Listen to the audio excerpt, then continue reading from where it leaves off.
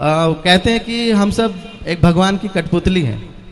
जैसे वो नचाते हैं हम नाचते चले जाते हैं। तो जो हम कर्म करते हैं, चाहे वो अच्छे कर्म कर रहे हो या बुरे कर्म करते हैं, उसमें भी भगवान की इच्छा होगी जिससे हम वो कर्म कर रहे हैं।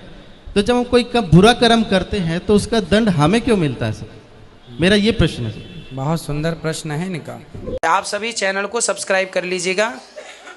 जो भी YouTube पर देख रहे हैं चैनल को सब्सक्राइब कर लीजिए और शेयर कीजिएगा। राधे राधे दोस्तों, स्वागत है आपका हमारे YouTube channel reaction by Usha में।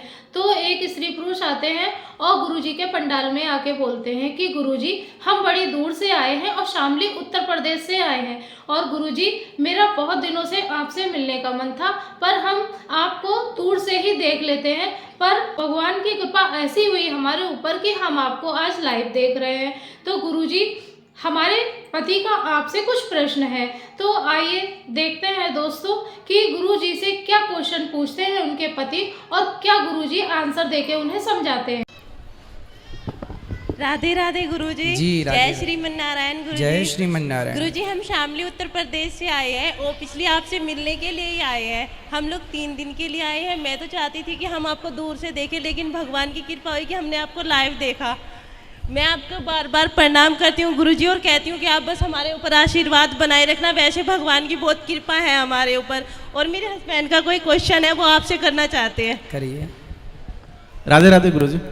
राधे राधे। गुरुजी, हम आपकी जो कथा है डेली सुनते हैं। एक परिवार में मेरे माता पिता हैं, वो भी डेली आपकी कथा का श्रवण करते हैं, और हम आपकी कथा सुन करके बहुत अच्छा लगता है।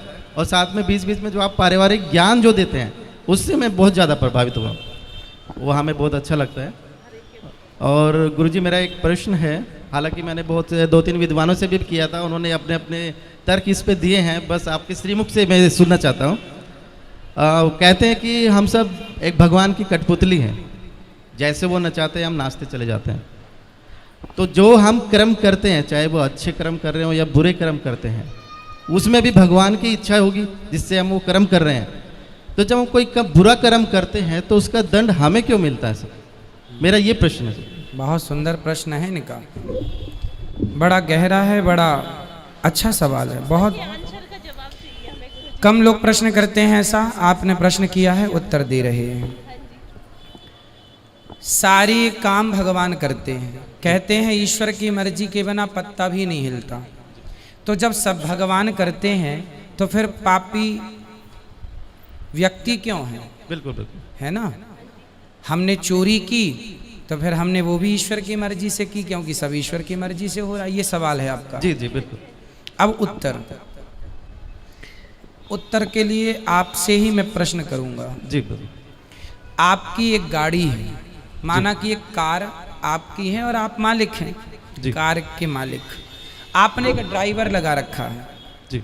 आपने ड्राइवर से कहा कि गाड़ी लेके स्टेशन चले जाओ, गाड़ी लेके एयरपोर्ट चले जाओ, गाड़ी लेके मार्केट चले जाओ। तो आप जो कहते हैं आपका ड्राइवर वहीं ले जाएगा गाड़ी। जी। गाड़ी आपकी मर्जी से चलती है। चलाता तो ड्राइवर है पर मर्जी आपकी है। सही है? जी बिल्कुल।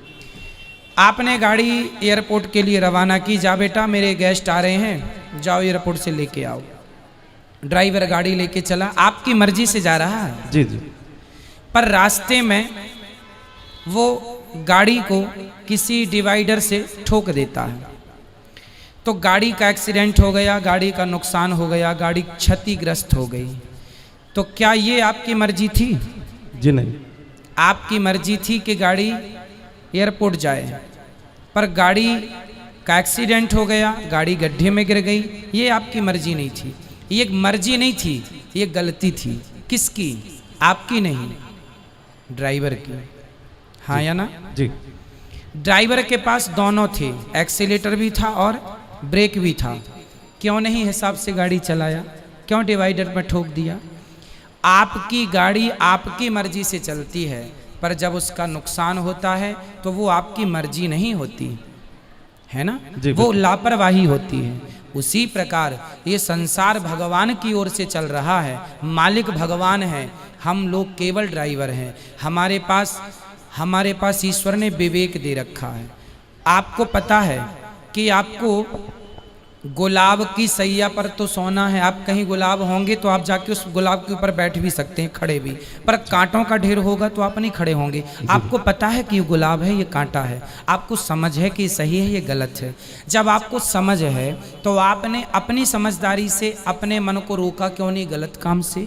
ईश्वर की मर्जी से संसार चल रहा है, आप और हम सबकी मर्जी में ईश्वर की मर्जी है। पर हम जो गलत निर्णय लेते हैं उसके लिए ईश्वर ने हमें स्वतंत्र, गाड़ी आपकी है, मालिक आप हैं, लेकिन ब्रेक एक्सीलेटर आपने ड्राइवर को सौंप रखा, भाई जहां जरूरत पड़े दबाते रहना। उसी प्रकार ईश्वर ने भी हमें बुद्धि देके स्वतंत्र कर दिया है कि जहां जरूरत पड़े वहां अपने हित में अहित में सोच लेना। आपको कहा जाए कुएं में गिर जाओ, आप नहीं गिरेंगे, आपको पता है ये गलत है। तो आपको स्वयं को ईश्वर ने इतनी पावर दे रखी है। मालिक तो आप हैं गाड़ी के, लेकिन कुछ पावर ड्राइवर के पास भी है ना, ब्रेक एक्सीलेटर। उसी प्रकार संसार ईश्वर का है, संसार ईश्वर की मर्जी से चलता है। पर जब आप गलत करते हैं तो वो ईश्वर की मर्जी नहीं होती, वो आपके मन की गलती होती है। आपने अपने मन को नियंत्रित क्यों नहीं किया? ड्राइवर ने गाड़ी को क्यों नहीं नियंत्रित किया? अब नुकसान हुआ है तो वो ड्राइवर को भी चोट लगेगी, मालिक को चोट नहीं लगेगी। भाई एक्सीडेंट हुआ है तो चोट, मालिक तो घर में बैठा है, मालिक तो परमात्मा है। अब तुम ही ड्राइवर हो तो तुम ही भोगो फिर।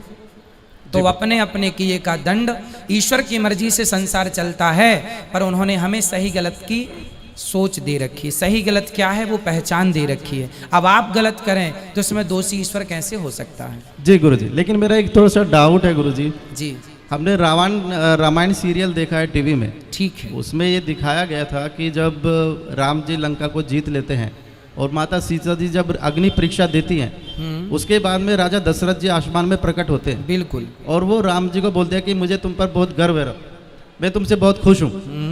तो भगवान राम वहाँ पे उनसे एक चीज़ मांगते हैं कि आप मुझे एक वचन दे दो कि आप जो है माता कैकेयी को क्षमा कर दो, उनकी इसमें कोई गलती नहीं। लेकिन वो जो आप बता रहे हैं कि एक विवेक और जो बुद्धि जो दे रखी है वो भगवान ने सभी को दे रखी है, वो माता कैकेयी को भी दे रखी थी। ठीक है। लेकिन उन्होंने गलत निर्णय लिया, लेकिन भगवान ने उनको क्षमा कर दिया। तो मैं ये कहना चाह रहा हूँ कि जब भगवान उनको क्षमा कर सकते हैं तो हम लोगों को क्यों नहीं क्षमा करते? हाँ, करते हैं, आपको भी करते हैं, हमें भी करते हैं। कब करेंगे?